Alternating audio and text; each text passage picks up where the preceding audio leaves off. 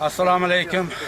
Hurmatli Prezidentimiz Shavkat Miromonovich Mirziyoyev, hurmatli Senat raisi Tanzila Norboyeva va respublikamizning qolgan mutasaddi tashkilot rahbarlari, biz mana bu yerga o'tirib murojaat qabul qilayotganimizning sababi biz Qashqadaryo viloyat Koson tuman Jizalik mahallasi fuqarolari nomidan mana shu murojaatni yo'llamoqdamiz.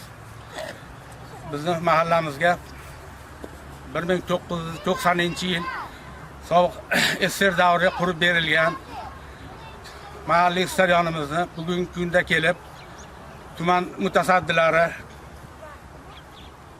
boshqa fuqarolarga sotib yuborib, mahallamizni yoshlarini, mahallamizni fuqarolarini mana shu stadiondan mahrum etmoqchi bo'lib turishibdi.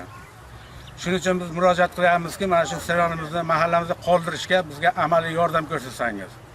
Bu stadion 90-yil qurilgan bo'lsa-da, 2016-yil sobiq tuman hokimi Baxtiyor Rajabovning qarori bilan tuman hokimining xotin-qizlar bo'yicha o'sha paytdagi maslahatchisi Aziza Xolmo'minovaga uning eri sohib suvonni nomiga rasmiylashtirib berilgan.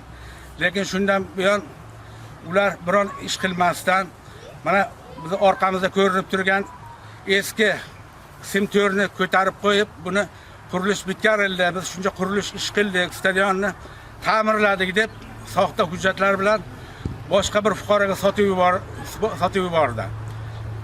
Bu fuqaro kelib bu yerda uy-joy, apteka, magazin qurmoqchi bo'lib, butun mahalla aholisini noroziligiga sababchi bo'lib turibdi. Sizdan iltimos, mana shu holatlarni inobatga olib, tegishli mutasaddi tashkilotlarga topshiriq berib, stadionimizni shu mahalla nomiga qoldirishga amaliy yordam berishingizni so'raymiz.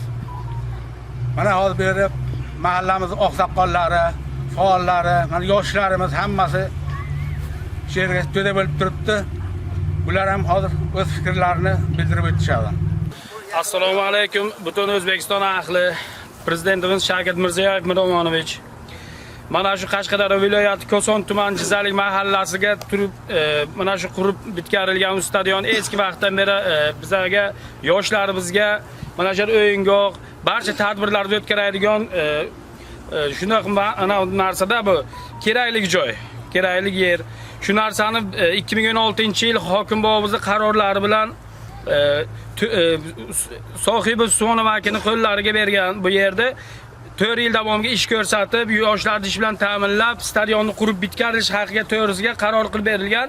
Lekin bu 2016-yilda qarori bilan So'nomakini nomlariga o'tib turib, bu stadion qurib bitkarilmagan. Mana shu setgan imoratni qurib qo'yilgan bo'ldi. Na bu o'yingoh hech narsa bo'lmagan, xarobasi chiqyapti, rabotchi narsani ketib qurilgan. Keyin bitta inshoot qurib berilgan katta qilib deb kadastr bo'limiga ko'rsatilgan.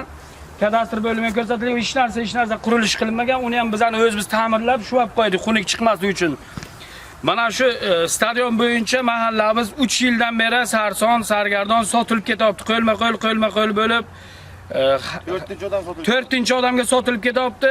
Hozir 4-chi odamga turishiga ham yana u odamlar qurilish qilaman, har xil inshoot quraman, apteka quraman yoki parnik qilaman deganiga biz xalqimiz, mahallamiz bir bo'lib qo'ymay qarshilik ko'rsatib kelmoqda. Biz prezident bobo sizning qaroringiz bilan mana shu har bir mahallaga sport maydonchasi, bolalar maydonchasi va yashil hududlar barpo qilinsin, stadionlar tadbirkorlardan qaytarib olib o'z hududiga qaytarilsin deganimiz uchun biz sizga ishongan holda mana shuncha mahallamiz oqsoqollari yig'ilib turibdi.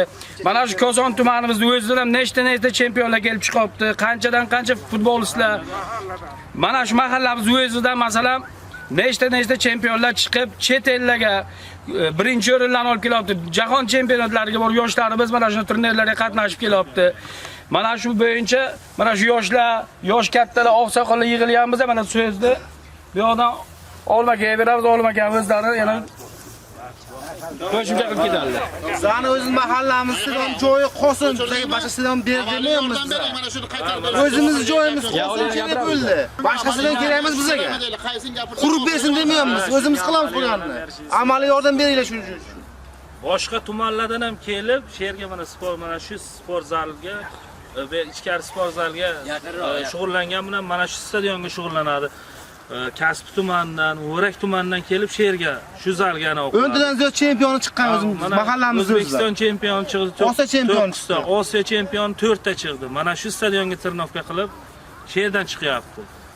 Shunga amaliy yordam qilib shu 5 ta 6 ta mahallani yoshlari to'liq shu yerga shug'ullanadi. Hozir qayerga chiqib ketish kerak yoshlar?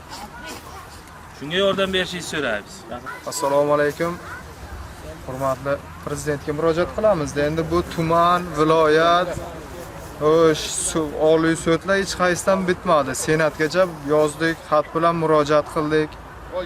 Qashqadaryo viloyati Koson tumani Jizalik mahallasi aholisi murojaat qilishgan. Mahalladagi salkam 1 gektar maydonga bolalar sport maydonchasi qurish uchun 2016-yilda tuman hokimi qaroriga muvofiq qaytib qurib, sport sharoitlarini yaxshilash sharti bilan tashabbuskorga doimiy foydalanishga berilgan. Biroq o'sha yerni sotib olgan tadbirkorlarimiz sport maydonchasini tiklash o'rniga boshqa bir shaxsga sotib yuborishgan va oqibatda bugungi kunda bu yer o'sha qo'lma-qo'l bo'lib boshqa maqsadlarda foydalanib kelayotgani bu o'sha yerdagi mahalla aholisini juda ham katta norozilikka sabab bo'lyapti. Foyda qilmadi. Endi hurmatli prezidentimiz Shavkat Miromonovich Mirziyoyevga murojaat qilamiz. Mana shu stadion endi ota-bobomiz o'ynab kelgan stadion. Endi bilishim bobomlar gapirib beraydi, ancha bo'lgan buni qurilganiga, bobomlar yurgan 90-yil mana yoshi kattalar biladi qurilgan ekan. Otamiz o'ynadi, bobomiz, amakimiz, amakivachchamiz, o'zimiz. Endi yoshlarimiz o'ynashi uchun stadionni qoldirishga harakat qilyapmiz. Bu stadion endi 2022-yildan beri shu stadion mojarosi bo'lib kelyapti. 3 ta tadbirkorning qo'lidan o'tdi stadion sotilib. To'g'ri, endi tadbirkorlikka qarshi qila olmaymiz, lekin tadbirkorlik qilish uchun promni zona berilgan. Stadion sotib, oldi-sotdi qilinib, tadbirkorlik qilinsin deyilgan joy yo'q. Tashlandiq joy deyilyapti. Hech qanaqa tashlandiq joy emas. Mana ko'rishingiz ham mumkin, varatalari, maydoni hammasi tabiiy holatga turibdi. Bu endi mahallamizdan sport sohasiga gapirsak, shu stadionga o'ynab, shug'ullanib, o'rinli ham bo'lyapti rezultat. Mana Soyib aka Qurbonov, jahon chempionati qatnashchisi, olimpiada qatnashchisi. Qurbonov Bahrom bor ukamiz, u ham yaqindagi yoshlarimizdan Saudullo Ravshanov. Jahon chempionati 3-o'rin, Osiyo chempionati 2 marta 1-o'rin. G'aybullayev Quvonchbek bor, Osiyo chempioni. Sizda 5 tashabbusingiz bo'yicha o'rin oldi, mana shu O'rta Osiyoga. Bu uchun bizga Strokmart maydonchasi podarka qilindi, qurib berildi. Endi shu mahallamiz yoshlari uchun, biz o'zimiz uchun jon kuydirayotganimiz yo'q. Kelajak sport yo'nalishiga yo'naltiramiz. Bu siz chiqarayotgan qarorlar ham bo'yicha ham ko'tarilyapmiz, foyda qilmayapti. Mana 2024-yil chiqargan qarorlaringiz bor. Har bitta mahallaga bittadan sport inshooti yaratilsin degansiz. Shu qarorlar bilan ham ko'tarilyapmiz, hech qayer eshitmayapti ham, tinglamayapti ham. Xo'p qilamiz deb 3 yildan beri surishma bilan kelyapti. Tadbirkorlar bilan tortishuv bo'lyapti. Bizani endi har xil vaziyatlarga boramiz. Bu katta mahalla, bitta mahallaga emas, 4 ta mahallaga tegishli bo'lgan sport maydoni. Istiqbol, Yangiobod, Jizalik, Qo'ybog', Bog'i Shamol mahallalariga tegishli bo'lgan stadion. Bitta shu maydonimiz qolgan, boshqa maydonimiz yo'q. Bu yer tashlandiq joy emas, tashlandiq joy deb faqat fikrlab buzilyapti. Tadbirkorlikda tadbirkorga promni zona berilgan, o'sha yerdan qilyapsan, qarshi emas biz hech qanday. Lekin stadionimiz kerak, yoshlarimiz kelajagimiz uchun.